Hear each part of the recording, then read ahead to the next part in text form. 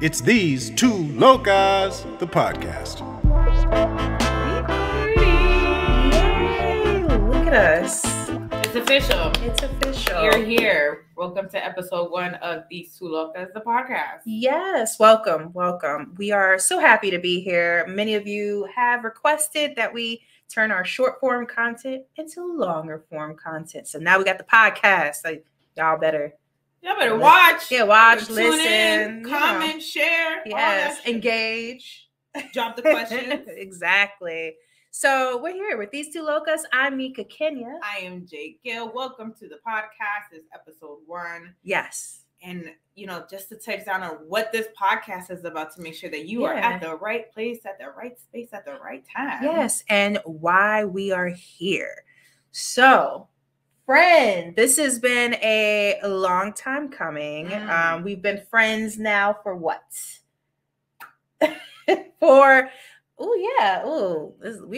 bad friends already. Look, okay, no, we've been friends for a couple of years. October. Yeah, like 5 years now. 5 years. I'll get 5 years. We'll say 5 years. We've been friends for 5 years.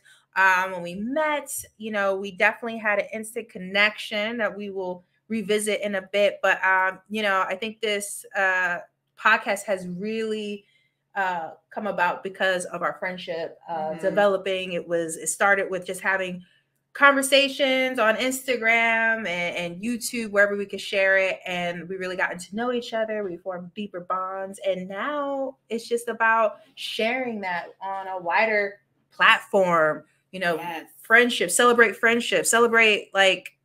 have a lot of generational trauma.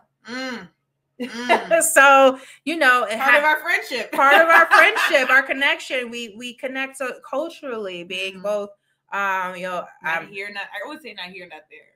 Like we're neither enough of the culture, nor are we not a part of the culture. That is a true statement, especially being first generation kids of immigrant parents and family, and just trying to navigate this world as Black women, as adults, especially coming from would we say Hispanic background? I would say Afro diaspora, because that's the thing, right? Your background is a little different than mine, where you are actually indigenous. Yes, very, very much indigenous. Like I would say, you can see, if you see me in the video, you're like, yeah, that's an indigenous face. And I'm like, something. Yeah, and I'm very proud of that. That's been a journey though, coming to that. But yeah, like we shared like that cultural connection of being Black in America, but also having this rich, culture that is, from my side, Peru, and then your side, the Dominicans. Yes. Whoop-whoop. So having that, and then like how language around that and self-identity has evolved over the years. So like really this podcast is about celebrating our friendships and really coming together to kind of use comedy and our friendships as a way to overcome these generational traumas and things we've questioned about ourselves for years.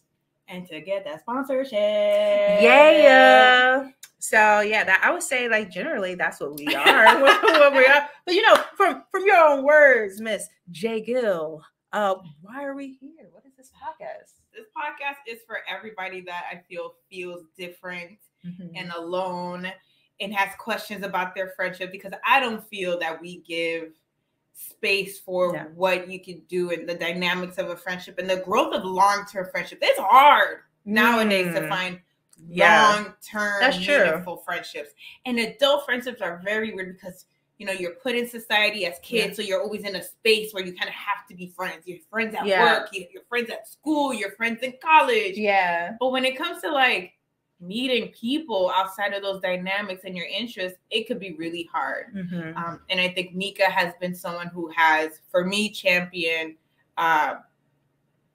finding your community and your tribe, find your crazy awkward tribe if you feel awkward. And I wish that we did have our friendship at younger ages. Yes. Because we are so different, but our differences are what brings us together. Yes. And I would say the thing I love most about you is that, you're very open-minded despite not liking anything. And like if I point something out, like you receive it. And like I feel like my relationships with other women over the years, like, you know, I hate to say it because it sounds like so stereotypical, right? But like, you know, it's your truth. But it's my truth. My experience, I will say, is that, you know, folks be sensitive, you know, and you definitely have those friendships where people want to have you as the yes person and they want you to agree with everything about them. And as soon as I'm like, well, you asked my opinion and I give it, those kind of always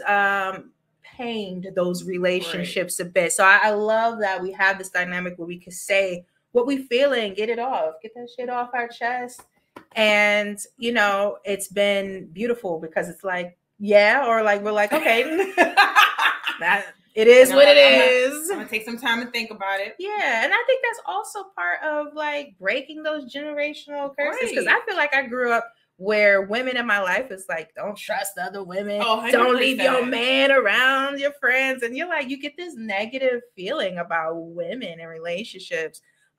Just relationships in general, because you feel like I can't trust you.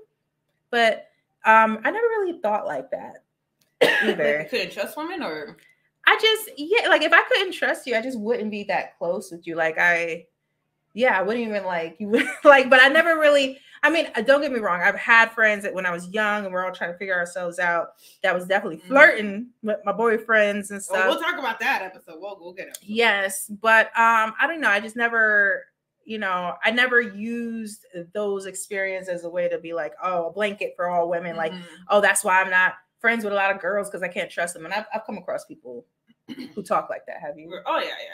Can't fuck with them. I mean, like, did you grow up with a lot of other friends that are women, or like no, mostly guys? Well, so like you said, family is part of that, right? I'm a firm believer that you learn about friendship through your family first. And my family was very much like, you don't trust no bitches. Like if they're not family, they're not your friends. Oh, but you had a close family. I do have a close family. Yeah. We're very much women heavy in our family. Yeah. Shout out to the cousins, the primas, the tias. We're out there. We are a large family, and we're very women. We're mostly women, and we're very strong women. And so that creates a very hard dynamic when, you know, you want to venture outside of your community or find other people, and then it's like, my family done told me I can't trust you. Yeah, it's just that's tough. Like my family dynamic, we weren't that close because everyone was just far and spread. You know, in different places, like just on my mom's dad's side of the family, she had like 13 sisters and maybe a brother. I mean, there's different mamas. Maybe a brother. Yeah, I don't even know, but like there's different mamas in play. There's cousins, right? Female dynamic. Yeah, so it's just like, you know, everyone is far from each other, and even the family here in New York. I mean, you know, no one was really that close. I would say I really have a relationship with my dad's side of family, but not a close relationship with my father. So, you know, and that's much credit to my mom for, you know, traveling from the Bronx to Washington Heights every weekend to make sure that I was around my abuela, I was around my cousins and my aunts and uncles. Like she really did that despite the relationship or non-relationship she had with my dad. So I grew up, I wasn't even around my dad as much, maybe like 5 times whenever he got around your new girlfriend. Yes. Shout out to our abuela. Yes. And I was able to like build that relationship with them. And that was nice, you know, so just very interesting growing up. But yeah, I didn't have like that whole big family where your cousins are your friends. Like my mom created play dates. She basically narrated my entire childhood. She took children from the streets. Yeah, and made them all actors in her dramatic plays. Yes, well, technically, yes, because that is what we used to do for playtime at home. My mom would narrate a situation. We had to improv. Like this was. You were destined for the scene, girl. So we used to, but that was her way. She was like, she felt like she rather those friends in the house, our house, because she can see it and manage it, narrate our playtime. Never came over my house. Wow. Ever. I saw one time. Really? One time at 15, they came by. My mother was like, my mom was not having it. So yeah. And this is why it's so hard for me to get you to spend the night at my house. Like I want to have sleepovers. To me, that's a true testament of friendship. When I could wake up and look at your face in the morning, all crusty. My first sleepover, I was 18 years old because I was going to Dominican Republic. And the flight was at 4 a.m. That's the only reason I ever slept at someone else's house. 18. Yeah, see. Sorry. I had a bunch of kids always in my house in the night. Never. If you wasn't family, you ain't coming through. I don't know who you are. Yeah. If I couldn't see you from the house, I'm sorry. So that, I think, though, that makes a lot of sense. It translates to how we make friendships now. So for me, like, I meet someone, they're cool. I'm like, come on over. Like, I'm like, just come on over, hang out. And it develops that way. And I think for you, you're a little bit more guarded. I'll meet you outside. Like for like a year. For 5 friendship dates. Yeah, it has to be like significant for you to come over. There's people that have yet to come over my house. Really? Yeah. Oh yeah. Sorry to those people. No, I get that. You feel love because you've been there twice. I have. I've cooked for you. I should start leaving things over so I can spend the night, and you can look at me when I wake up. Back to you the next I'll just I want you to wake up with my face like in your face, and you're like, you know what? We made it through the night. We're true friends, and we will do that once we go on the road. Okay, and I promise you, I will casually await for you to wake up. Just saying, sleepovers. Like it's funny because that is very much how I thought about friends when I was little. Like when you see them outside of school and they're at your house and you're like, I see you at school and now you're waking up in my house. Like we're best friends now. That's how I've looked at friendships growing up. Oh my God. That's why we weren't friends. Because we would have never been friends. My mother would have never let me stay over your house, no matter how nice Miss Wanda could have been. She would have said no.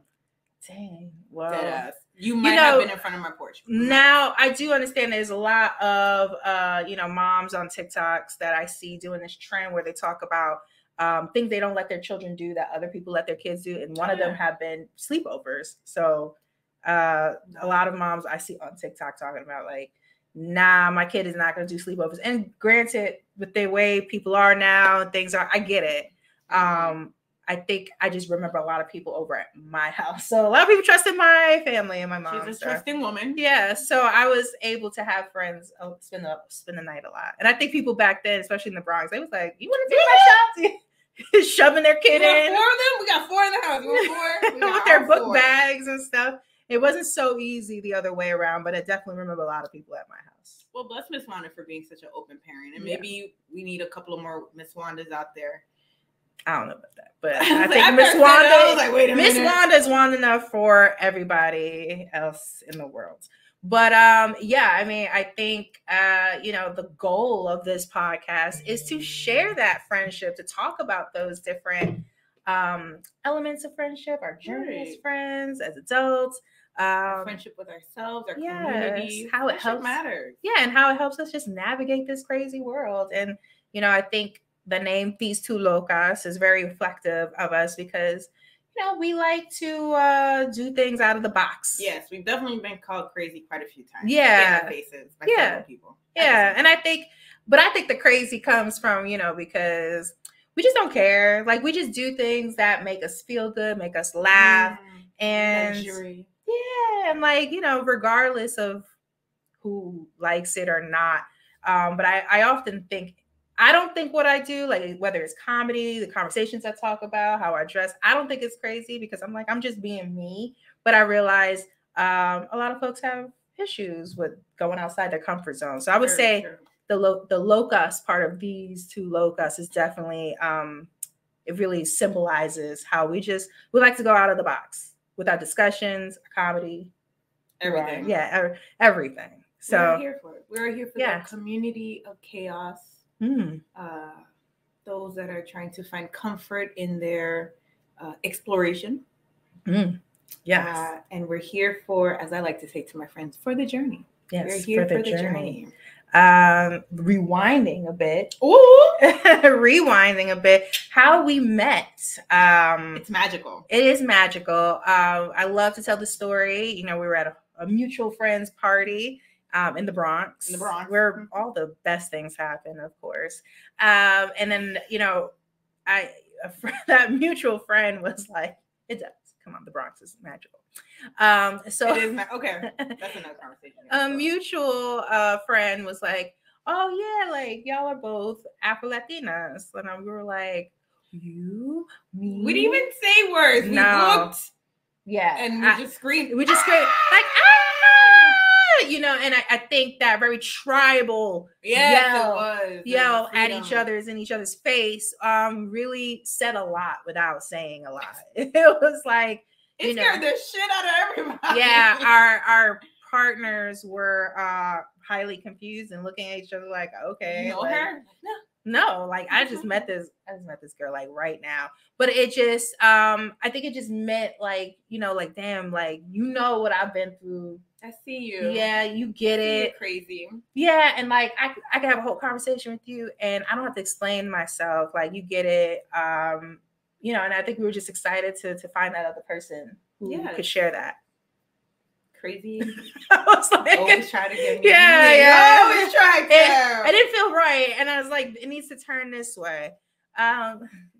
So yes, that I think that is what I remember. What do you remember from that? I remember screaming, and I just remember looking at you like she's different, and I was like, I like different, and I am very open to people. I don't like people that are generic. I'm sorry, I don't like people that are just trying to be the Kim K of the group, or trying to live a specific lifestyle. I'm here for the authenticity, sloppy, crazy, whatever it is.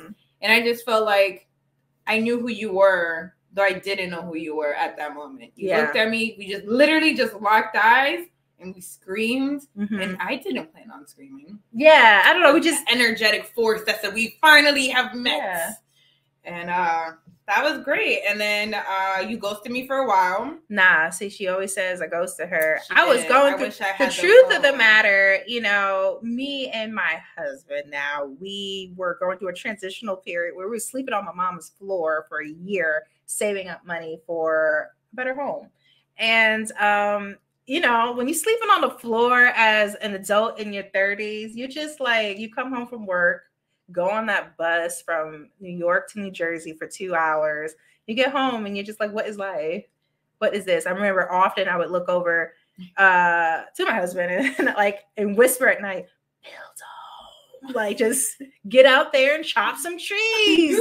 I really did. Build a home. Yeah, I did. I think I was losing it. I was breaking down. Build a home. Yes, like we both made the decision to save money and do this for a year. And my mom also had a surgery where it just worked out where we helped her. But build a home. I think I was losing it. And I was just like, go out there and get some wood, chop and build a home. Build a home. This is what would Bob the Builder do? Yes, this is natural instinct supposed to kick in. So I say all that to say, I didn't ghost you, but I was going through like a transitional period in my life, and then when I was able to kind of refocus, that's how I am. Like, it's very hard for me. Like when chaos is happening, I have to like hyper focus on one thing at a time. You love chaos. I do. And I've been learning a lot. Like there's other people like me a lot. There are other people, like that's a whole thing. We'll talk about it another time. But that is definitely my personality trait. But my hyper focus does help when it comes to like creativity and coming up with ideas. So this is why we are here again. Why we are here creating this platform for people to bring, share, ask the questions. We'll give you our sense of, feedback and questions of friendship and community and self because, we like the shit. Yeah. And we're an open book and we're not afraid to go there. Oh, no, but y'all not going to know my business, okay? Oh, okay. I'll tell you my business. You're not going to know all my business. But we are here for the sharing, the comfort sharing, and communications and comedy because we're going to laugh. That's one of our traits. We rather laugh than cry about this shit. Yeah. So get ready for jokes. Yeah, there's a lot of like insults. There's a lot of think pieces and folks who are like really, experts in the area of healing and mental health. We hope to get them here. But I'm not gonna lie and say it's not me. I'm not that, but I'm not that a professional. No. I think our specialty is just talking about our personal experiences, sharing that, laughing about it, and through that we heal. We heal. That's it. Heal through conversation and comedy. Yeah, that's it. Because you gotta laugh, man. Gotta point this stuff out. But yes, this is These Two Locas, and episode 1 is in the bag. It is in the bag. Did it in the bag, baby. I out here, like, share, tell your homies that you met new friends. Yes. Call Mika and Jay Gill because we are here. And if you want to spend the night at my house, you gotta get to know me first, and maybe we'll have a sleepover. No. Okay. I will now monitor the list. Okay. So don't sign up for the sleepover, guys. It's not what we're doing. Now y'all bring your own food. All right, but that's it. Episode 1. Thanks. I'm Mika Kenya again. I am Jay Gill. This is T2L, the podcast, and we will catch you on the next one. Bye.